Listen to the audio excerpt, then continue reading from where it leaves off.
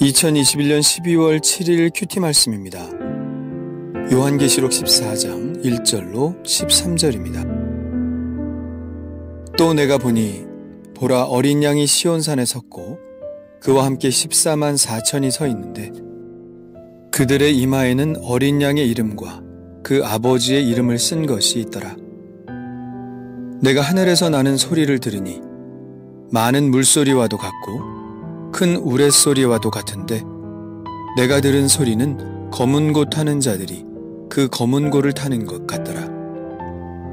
그들이 보좌 앞과 네 생물과 장로들 앞에서 새 노래를 부르니 땅에서 속량함을 받은 14만 4천 밖에는 능히 이 노래를 배울 자가 없더라. 이 사람들은 여자와 더불어 더럽히지 아니하고 순결한 자라. 어린 양이 어디로 인도하든지 따라가는 자며 사람 가운데에서 속량함을 받아 처음 익은 열매로 하나님과 어린 양에게 속한 자들이니 그 입에 거짓말이 없고 흠이 없는 자들이더라. 또 보니 다른 천사가 공중에 날아가는데 땅에 거주하는 자들 곧 모든 민족과 종족과 방언과 백성에게 전할 영원한 복음을 가졌더라. 그가 큰 음성으로 이르되 하나님을 두려워하며 그에게 영광을 돌리라. 이는 그의 심판의 시간이 이르렀음이니 하늘과 땅과 바다와 물들의 근원을 만드신 이를 경배하라 하더라. 또 다른 천사 곧 둘째가 그 뒤를 따라 말하되 무너졌도다 무너졌도다 큰 성 바벨론이여 모든 나라에게 그의 음행으로 말미암아 진노의 포도주를 먹이던 자로다 하더라. 또 다른 천사 곧 셋째가 그 뒤를 따라 큰 음성으로 이르되 만일 누구든지 짐승과 그 우상에게 경배하고 이마에나 손에 표를 받으면 그도 하나님의 진노의 포도주를 마시리니 그 진노의 잔에 섞인 것이 없이 부은 포도주라. 거룩한 천사들 앞과 어린 양 앞에서 불과 유황으로 고난을 받으리니 그 고난의 연기가 세세토록 올라가리로다. 짐승과 그의 우상에게 경배하고 그의 이름표를 받는 자는 누구든지 밤낮 쉼을 얻지 못하리라 하더라. 성도들의 인내가 여기 있나니 그들은 하나님의 계명과 예수에 대한 믿음을 지키는 자니라. 또 내가 들으니 하늘에서 음성이 나서 이르되 기록하라. 지금 이후로 주 안에서 죽은 자들은 복이 있도다 하시매 성령이 이르시되 그러하다. 그들이 수고를 그치고 쉬리니 이는 그들의 행한 일이 따름이라 하시더라. 아멘.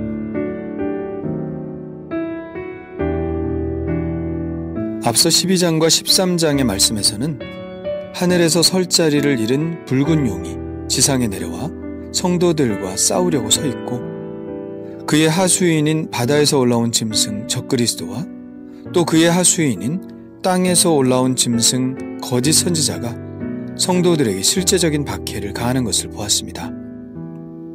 적그리스도에게 경배하지 않으면 짐승의 표를 받을 수 없고 짐승의 표를 받을 수 없으면 매매할 수도 없게 만들어서 성도들을 핍박하고 때로는 죽음으로 위협하여 예수에 대한 믿음을 버리게 하는 일을 자행했습니다. 그렇다면 이러한 환경 속에서 그리스도인들은 어떻게 될까요? 그냥 그렇게 망해버리는 걸까요? 오늘 14장은 그러한 환란 속에 있는 성도들의 운명이 어떻게 될 것인지 그 물음에 응답하고 있습니다. 요한은 어린 양이 시온산에 서 있는 것을 보았습니다. 어린 양은 당연히 예수 그리스도시죠. 그런데 그와 함께 14만 4천 명이 서 있습니다. 이들이 누구인지는 이미 7장에서 소개되었죠. 이는 큰 환란에서 나오는 자들인데 어린 양의 피에 그 옷을 씻어 희게 하였느니라. 큰 환란에서 나왔다는 것은 이들이 큰 환란을 겪었다는 것을 말합니다. 그러나 이들은 끝까지 믿음을 부인하지 않고 예수의 이름을 붙든 자들이죠. 이긴 자들입니다. 그래서 주님이 주시는 최종적인 구원을 얻은 자들입니다.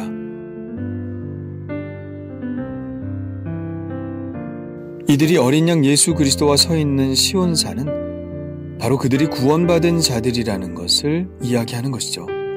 요엘 선지자는 이렇게 예언했습니다. 여호와의 크고 두려운 날이 이르기 전에 해가 어두워지고 달이 핏빛같이 변하려니와 누구든지 여호와의 이름을 부르는 자는 구원을 얻으리니 이는 나 여호와의 말대로 시온산과 예루살렘에서 피할 자가 있을 것이며 남은 자 중에 나 여호와의 부름을 받을 자가 있을 것임이니라. 요한이 본 이 장면은 선지자 요엘이 예언한 그대로의 모습이죠.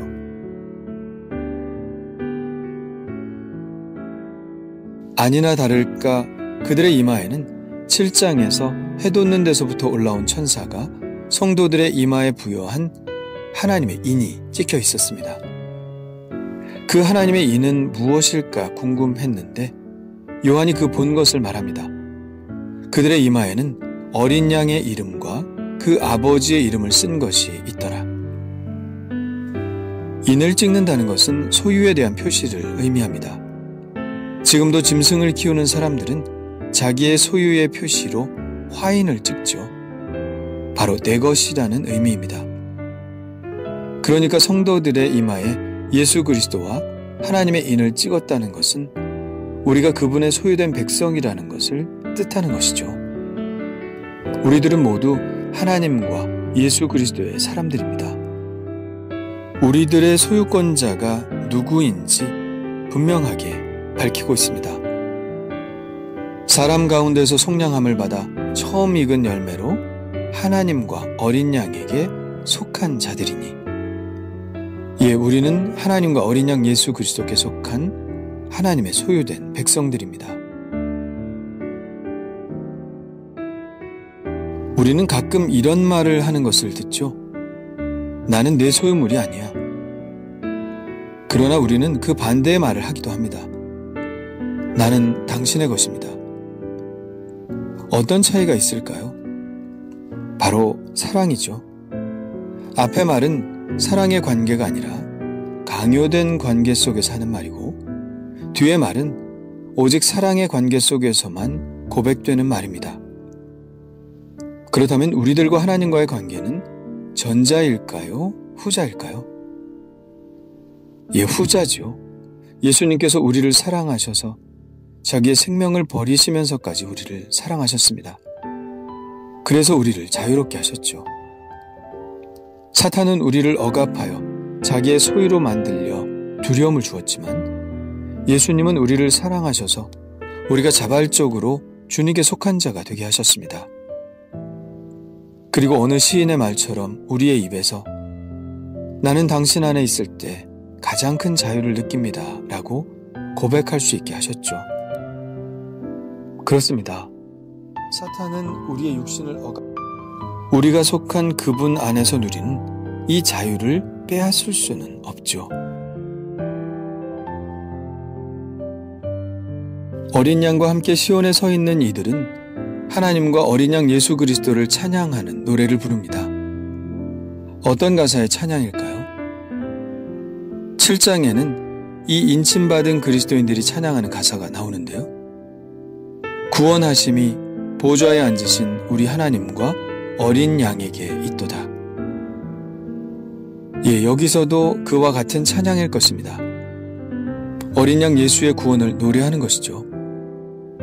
참 놀랍고 감격적인 광경인데요. 하늘에서는 많은 물소리와도 같고 큰 우레소리와도 같은 웅장한 반주와 청아하게 울리는 검은고의 반주 소리가 들립니다. 그리고 성도들은 그 반주에 맞춰 합창을 하죠. 14만 4천 명이 성가대를 한다면 그 찬양의 소리는 얼마나 감동적일까요? 베토벤의 합창 교향곡을 들을 때의 감동, 그 이상이 아닐까 상상해 봅니다. 그런데 이렇게 시온산에 올라 찬양할 수 있는 사람은 어떤 사람들일까요? 그들이 어떤 사람들인지, 다시 말하면 그들이 어떤 삶을 살았던 사람들인지 이렇게 말씀하고 있습니다. 이 사람들은 여자와 더불어 더럽히지 아니하고 순결한 자라. 어린 양이 어디로 인도하든지 따라가는 자며 그 입에는 거짓말이 없고 흠이 없는 자들이더라. 여자와 더불어 더럽히지 아니하고 순결한 자라는 것은 미혼 상태를 말하는데 문자 그대로 해석할 수는 없죠. 이것은 간음하지 않은 자를 말합니다. 여기서의 이 간음은 성적 순결을 이야기하는 것이라기보다는 우상 숭배를 말하는 것이죠. 성경은 우상 숭배를 간음으로 지칭하고 있습니다. 13장에서 거짓 선지자는 사람들과 성도들에게 적그리스도에게 경배하라고 강제합니다. 이들은 이런 위협적인 상황 속에서도 끝까지 그리스도를 부인하지 않은 사람들이죠.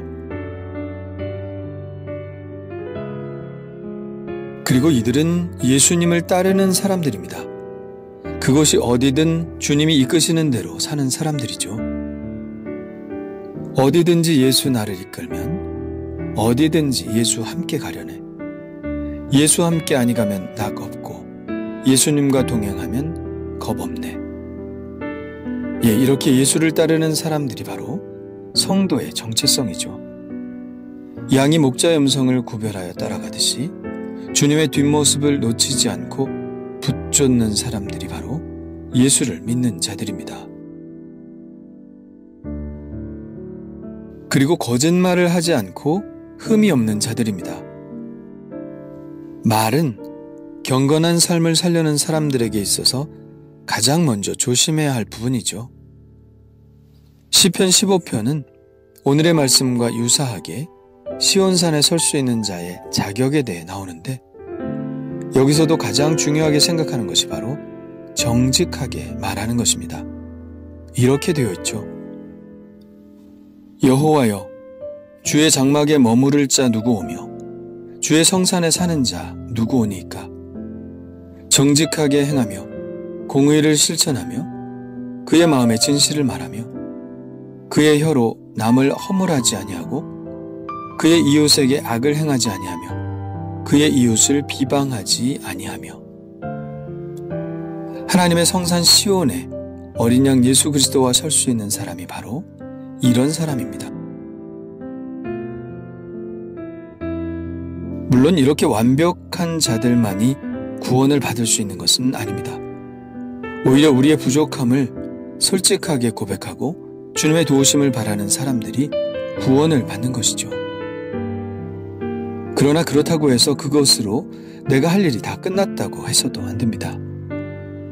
우리는 끊임없이 하나님의 자녀답게 사는 법을 훈련해야 하죠.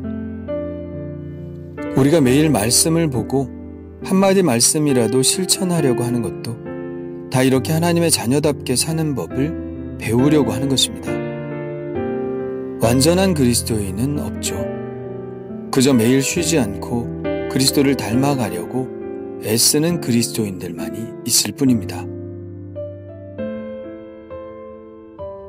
그리고 우리는 이 일을 포기하지 말고 끝까지 해야 합니다. 12절에 이렇게 말씀하고 있죠. 성도들의 인내가 여기 있나니 그들은 하나님의 계명과 예수에 대한 믿음을 지키는 자니라. 오늘 말씀에는 3명의 천사들이 등장하는데요. 첫 번째 천사는 복음을 들고 있습니다. 구원의 복음이죠. 두 번째 천사는 심판의 말씀을 가지고 있습니다. 하나님을 믿지 않는 불신의 세계, 큰 성 바벨론의 멸망을 예언하고 있죠. 그리고 셋째 천사는 우리가 어느 곳에 속할 것인지를 묻고 있습니다. 하나님께 속할 것인지 아니면 우상에게 경배하고 이마에나 손에 표를 받아 짐승에게 속할 것인지. 그 결과는 명확합니다.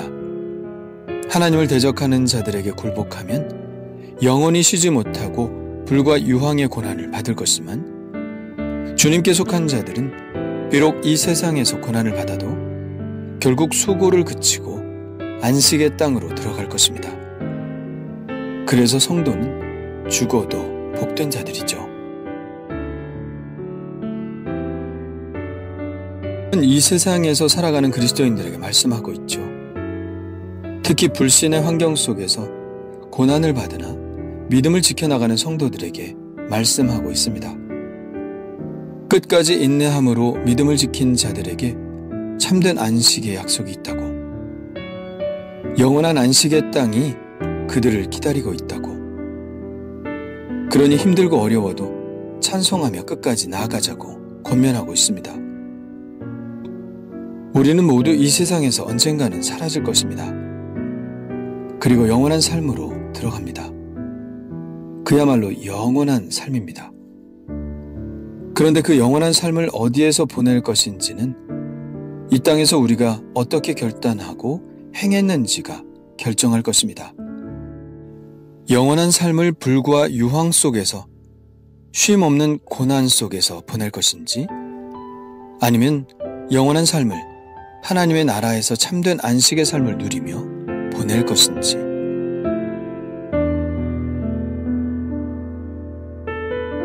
주님 감사합니다.